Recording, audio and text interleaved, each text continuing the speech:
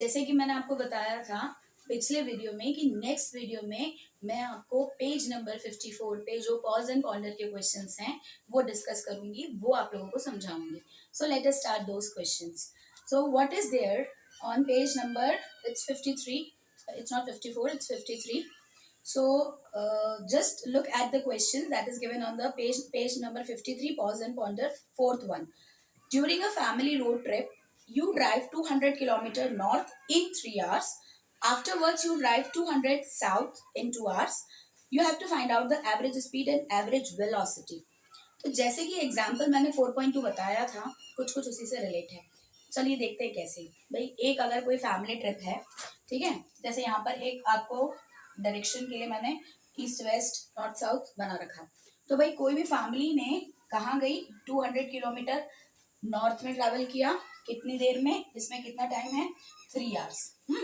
फिर वापस वो 200 किलोमीटर कहाँ आया, साउथ में. भाई यहाँ से जब वो इधर जाएगा तो ये कौन सा डायरेक्शन जाएगा, नॉर्थ.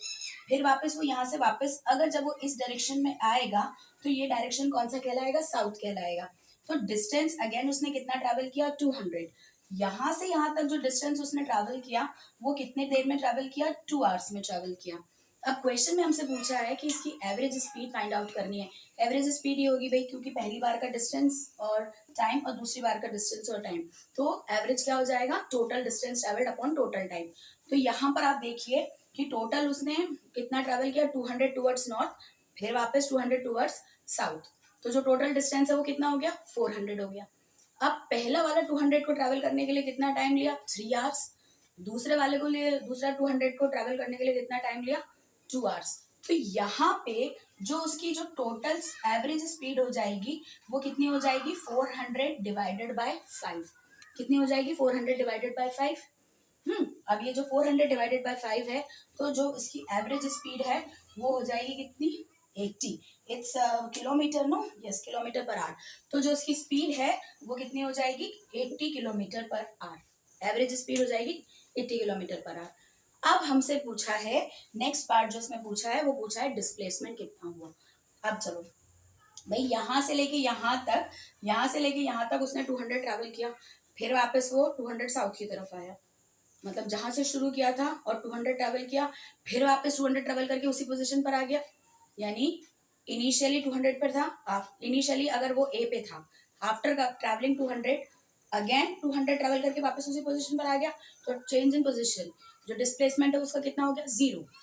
लेकिन टाइम तो 5 आवर्स ही रहा. But if we are going to find out the average velocity, तो एवरेज वेलोसिटी क्या होगा, total displacement upon total time travel. भाई जो डिस्प्लेसमेंट है वो तो क्या हो गया, 0, क्योंकि जहां से शुरू किया था वापस वहीं आकर खत्म हुआ.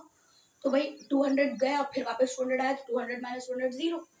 0 divided by 5 that is equals to 0.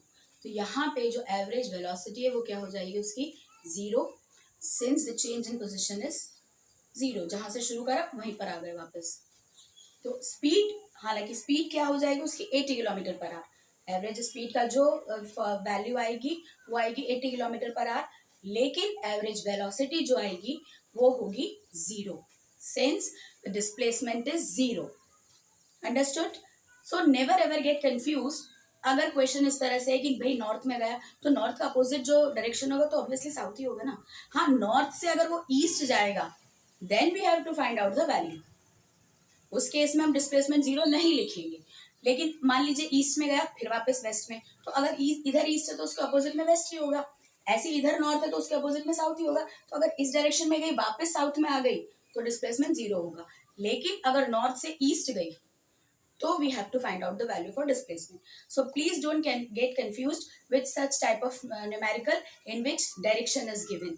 Just simple, बस हमको थोड़ा सा presence of mind लगाना है कि ईस्ट के अपोजिट वेस्ट, नॉर्थ के अपोजिट साउथ. आई होप ये न्यूमेरिकल आपको समझ में आया. Now let